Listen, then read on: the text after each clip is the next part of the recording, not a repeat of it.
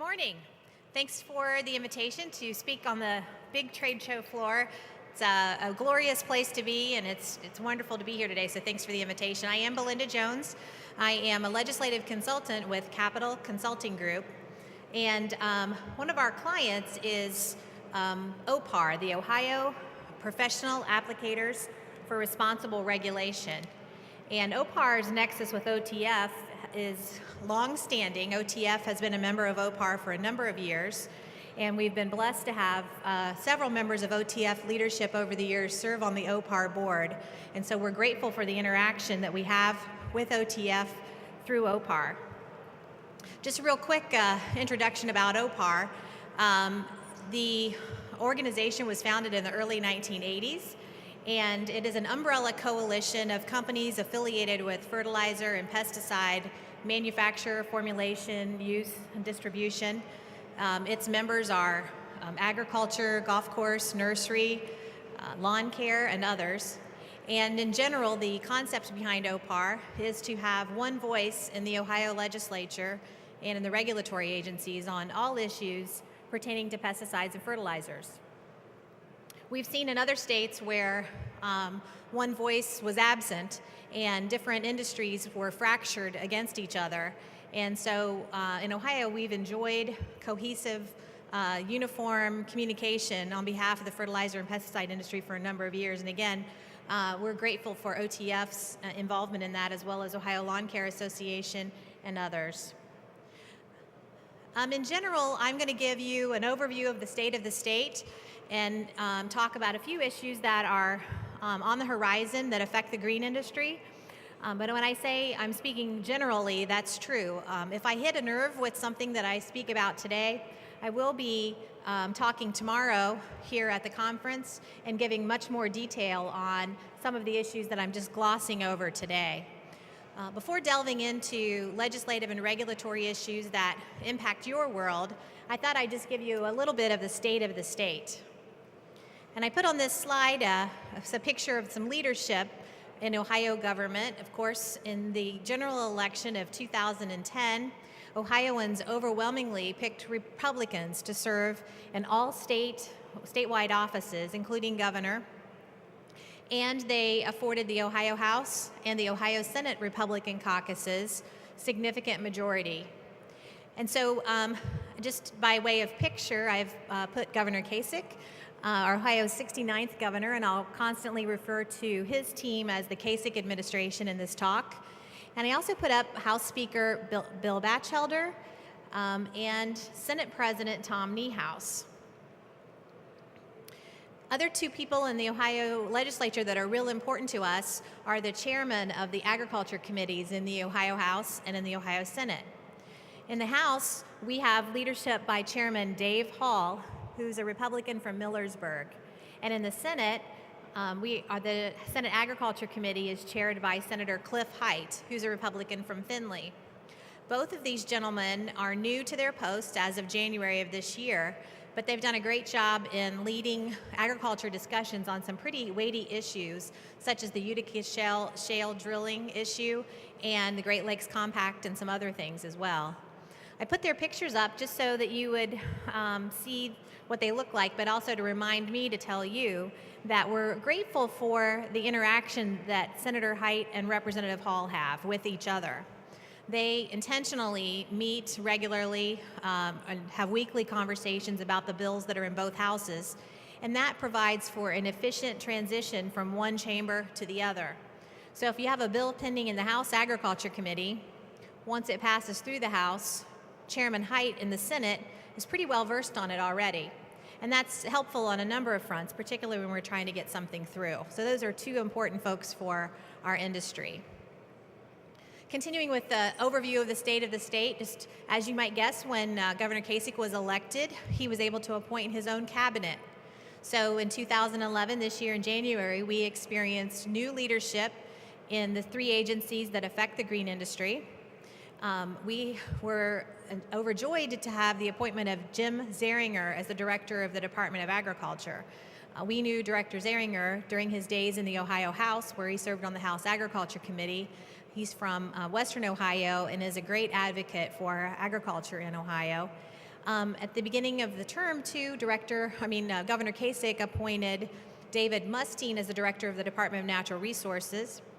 Director Mustine and Director Zeringer get along very well, and they do as well with their cohort at the Ohio EPA, Director Scott Nally.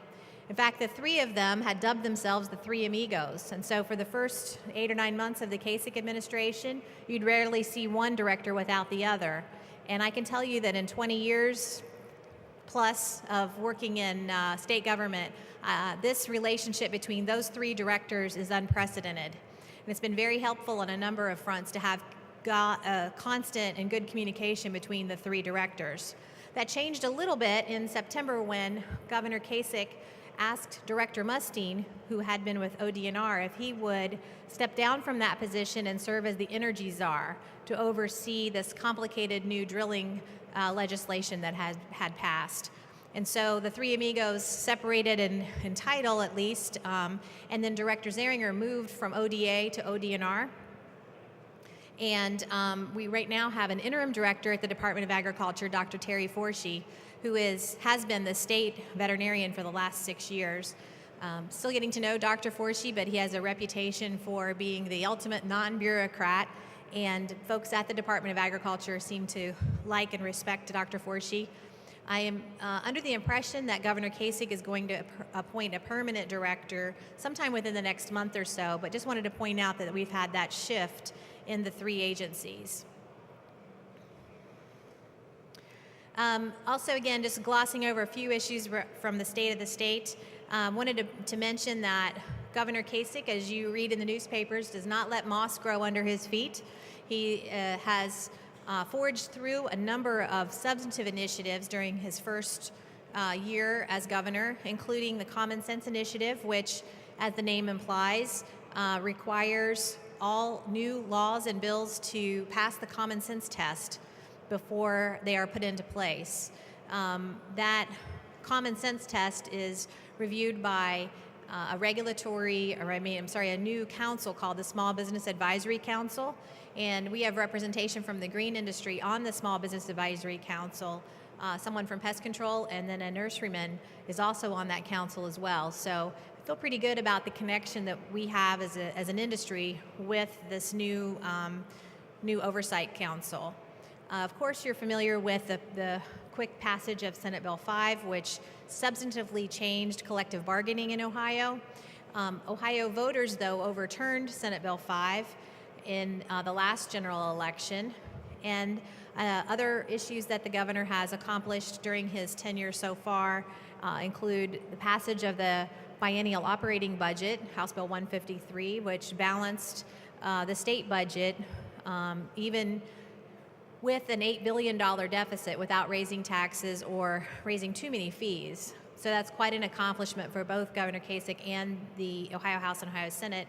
And then, of course, you've heard, too, about Jobs Ohio, the governor's initiative to privatize many functions of the Ohio Department of Development. Several of those bullets that I have listed are going to have a sequel in the next year. So in the coming year, the legislature is going to look at the budget again in a mid-biennial budget review bill. We're going to see an Ohio EPA regulatory cleanup bill. I'm just getting some details on that in the last 24 hours or so that'll be interesting. And then I'm going to talk again generally today, but more substantively tomorrow about possible water quality or phosphorus incentives or regulations. So current issues that affect your industry in Ohio have to do with water. I'm going to briefly go over an initiative that's currently pending in Congress. I'll talk about NPDES implementation in Ohio in more detail.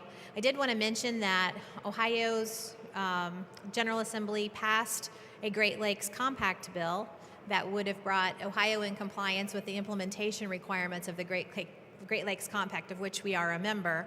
But that is the one bill that Governor Kasich has vetoed during his term. He didn't like some of the terms of the compact bill, so we're going to see a new version of that in the next couple of weeks. And phosphorus is a hot topic, and I put that alphabet soup acronym after the word phosphorus. That stands for the Directors, Ag, Nutrients Water Quality Work Group, and I'll talk more about that in a moment. And then I'll also mention toward the end of my talk how local ordinances affect our industry.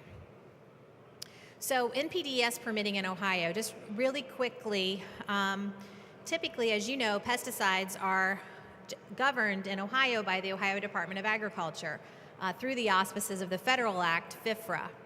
Well, over the last 10 years or so, environmental activists have tried new ways to bring additional governance of pesticide applications through the court system. So lawsuit after lawsuit has been filed to the point now where the petitioners have been successful in getting Clean Water Act application for certain pesticide applications. The implementation of that on the state side is done through a permit that's called NPDES, which is a National Pollutant Discharge Elimination System. This would be new for those of you that apply pesticides in certain ways, and I'll talk to you about that in a momentarily. But because of this court decision, Congress has tried to preempt the application of the Clean Water Act for pesticides by virtue of passing H.R. 872. That bill was sponsored primarily by Congressman Bob Gibbs, who's from Ohio, and has been supported by the Ohio delegation. It passed through the House Agriculture Committee, through the full U.S. House of Representatives, passed through the Senate Agriculture Committee, but Senate Democrat leadership in Congress, they're sitting on the bill. So if it passes, that would be a really good thing, because that would eliminate this need for an additional permitting system for certain pesticide applications. But because it did not pass by October 31st, Ohio was forced, under this court order, to pass NPDES permitting rules for certain applications. Those rules became effective October 31, but they're not going to be enforced until January.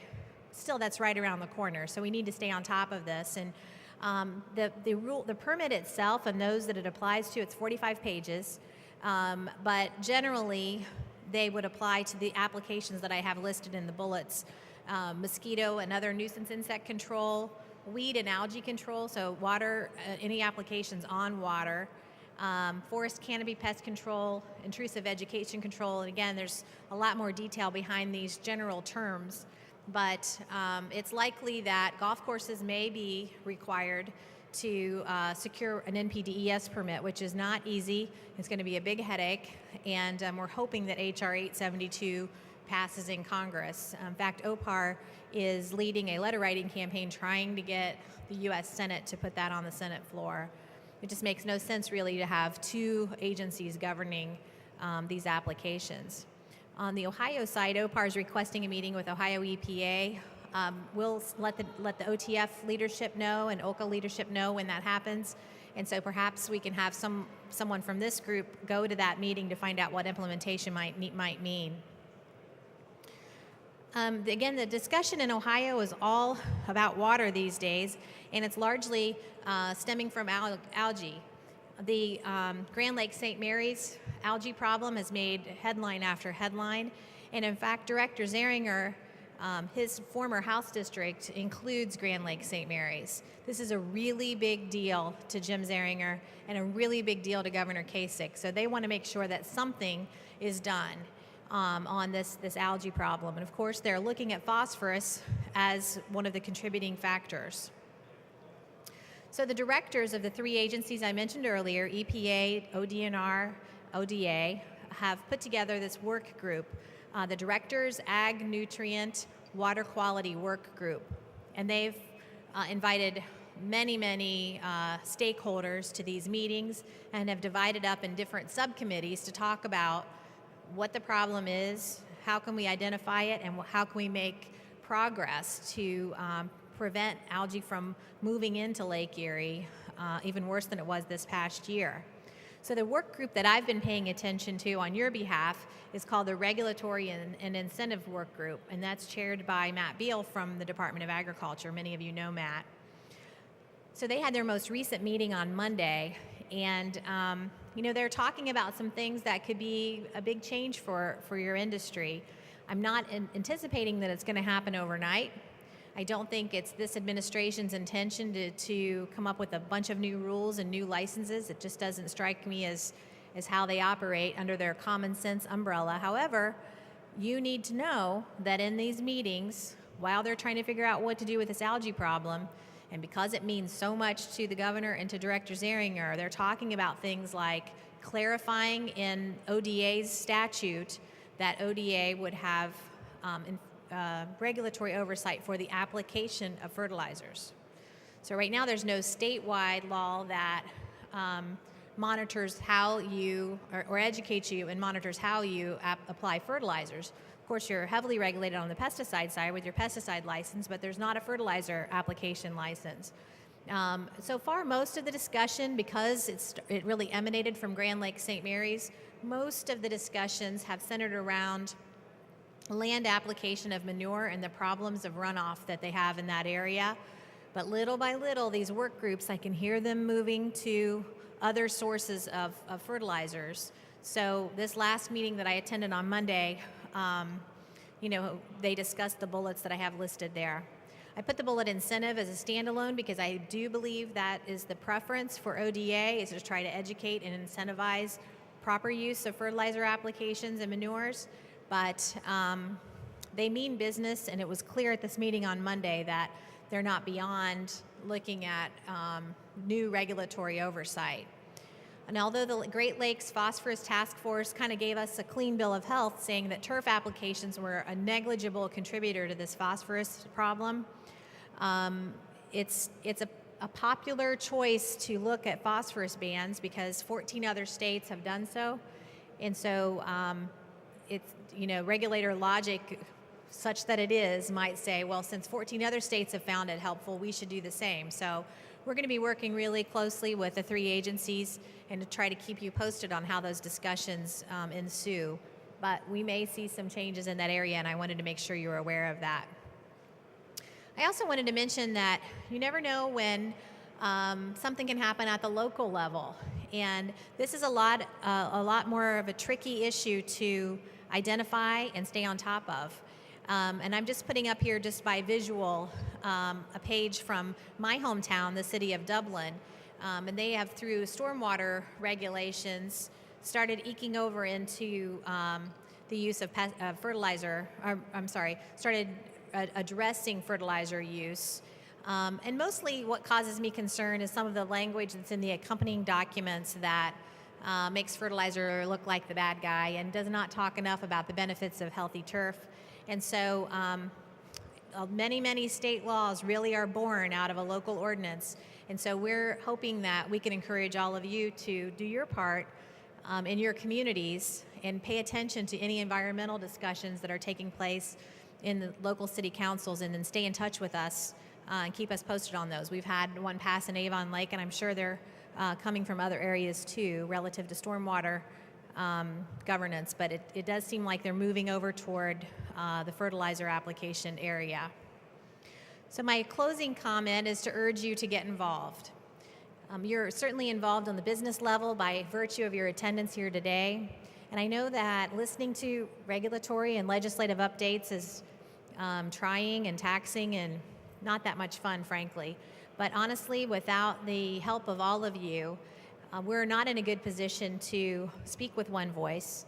And we need to know about these local ordinances that are happening all over the state, and we need your input as the state of Ohio tries to address this algae problem. So water quality is going to be the buzzword in 2012, and we're going to need your help. So I encourage you to stay involved. I mentioned earlier that I'll be speaking again tomorrow, have a lot more detail on some of the issues I glossed over today. But again, I'm Belinda Jones, and if I can be of assistance, leadership at OTF know how to get a hold of me, and I wanted to thank you for your patience. Thank you.